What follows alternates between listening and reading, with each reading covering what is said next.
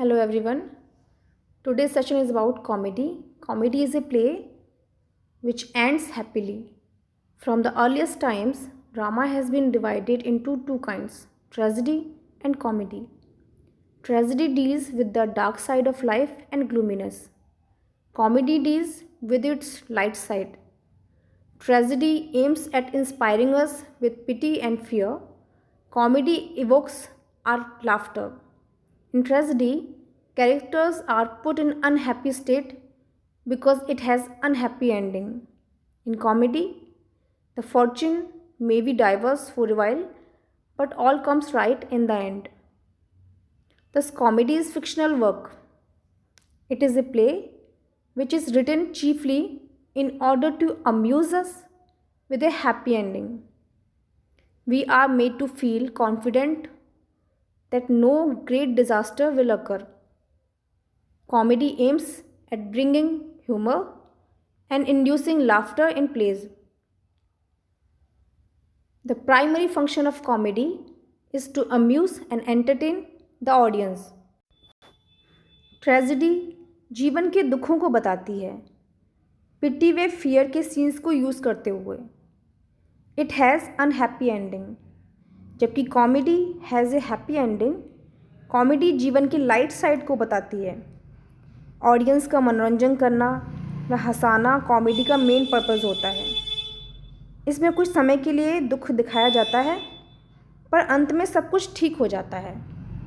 Ralph Roister Doister by Nicholas O'Dall is considered as the first comedy to be written in the English language. Ralph Roister Doister was composed by Nicholas O'Dall. इसे English language में लिखी गई पहली comedy माना जाता है. Types of comedy. Romantic comedy.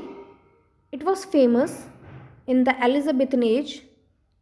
It deals with the theme of love because true love never runs smoothly, but it overcomes difficulties and ends in a happy union. It deals with the follies and misunderstandings of young lovers without using any serious satire. इस प्रकार की comedies Elizabethan age में लिखी गई थी. ये love पर based होती हैं, क्योंकि ट्रू लव कभी भी स्मूथली नहीं चलता है, इसलिए इसमें दुख भी दिखाए जाते हैं. लेकिन अंत में ट्रू लव सारी परेशानियों व दुखों पर काबू पा लेता है. इसमें यंग लवर्स की फॉलीज़ यानी कि गलतियां और गलत फहमियाँ दिखाई जाती हैं. किसी भी प्रकार का गंभीर व्यंग्य इसमें नहीं किया जाता. This type of comedy was use by William Shakespeare and University Wits including John Lyly, Robert Greene, Thomas Nashe. इस तरह की कॉमेडीज़ विलियम शेक्सपियर व यूनिवर्सिटी विट्स जैसे कि John Lyly, Robert Greene, Thomas Nashe आदि के द्वारा लिखी गई थी. For example, Shakespeare's A Midsummer Night's Dream, As You Like It by William Shakespeare. Number 2, comedy of manners. It is called as restoration comedy. It flourished in the 16th century. It deals with intrigues and relations of men and women living in a sophisticated society. In the comedy of manner and comedy of restoration period, the language and behavior was highly styled and artificial. इस तरह की comedies को 16th century में लिखा गया था. इन्हें restoration comedy भी कहते हैं. इसमें सॉफिस्टिकेटेड सोसाइटी में रहने वाले मैन एंड वेमेन के बीच के संबंधों व षड्यंत्रों को दिखाया जाता है. उनके आर्टिफिशियल बिहेवियर को दिखाया जाता है. It was chiefly used by the dramatist of Restoration age, particularly in the works of Wycherley and Congreve. For example, Shakespeare's Love's Labour's Lost, Shakespeare's Much Ado About Nothing, William Congreve's The Way of the World, William Wycherley's The Country Wife, Oliver Goldsmith's She Stoops to Conquer, Richard Sheridan's The Rivals, A School for Scandal, Oscar Wilde's The Importance of Being Earnest.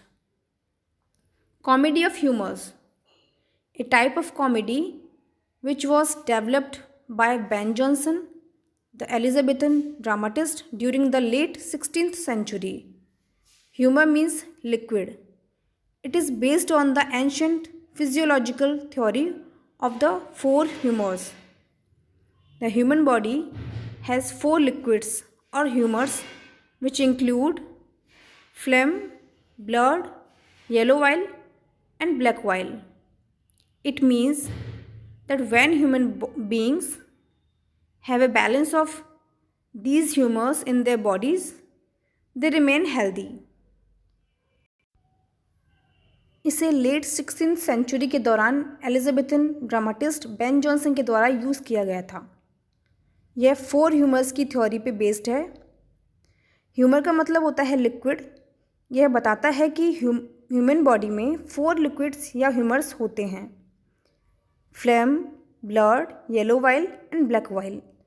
इसका मतलब है कि जब human body में ये सभी humours एक balance में होते हैं तो वे हेल्दी रहते हैं।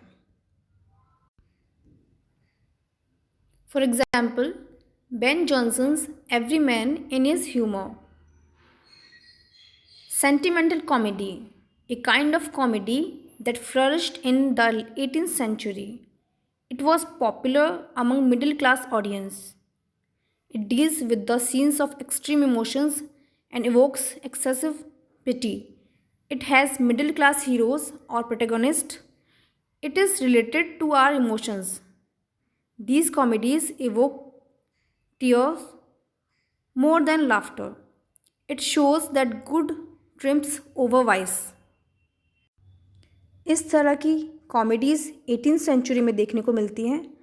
मिडिल क्लास ऑडियंस के बीच यह कॉमेडी काफ़ी फेमस थी।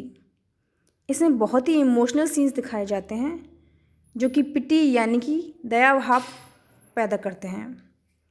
इसमें मिडिल क्लास प्रोटैगनिस्ट यानी कि हीरोज़ दिखाए जाते हैं।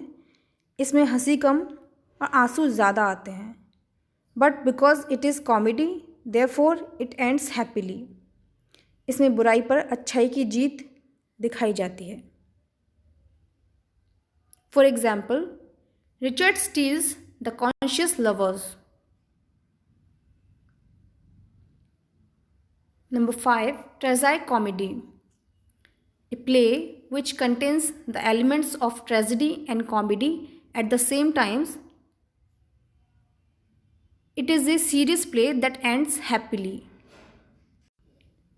यानी कि ये ऐसी कॉमेडी है जिसमें कॉमेडी व ट्रेजिडी दोनों के ही एलिमेंट्स देखने को मिलते हैं। यह एक सीरियस प्ले है that ends happily. For example, all's well that ends well by William Shakespeare. Number 6 आता है farce, a kind of comedy which is used to provoke the audience to simple and hearty laughter. It uses the combination of miscommunication, absurd plots, and strong situations to make us laugh.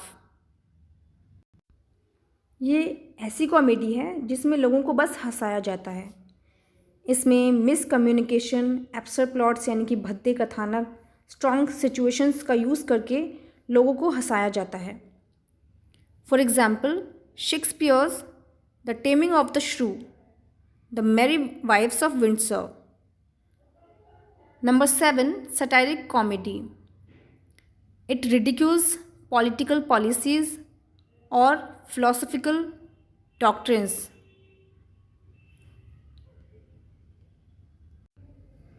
इसमें राजनीतिक नीतियों व दार्शनिक सिद्धांतों का मजाक उड़ाया जाता है। For example, Ben Jonson's Volpone the alchemist.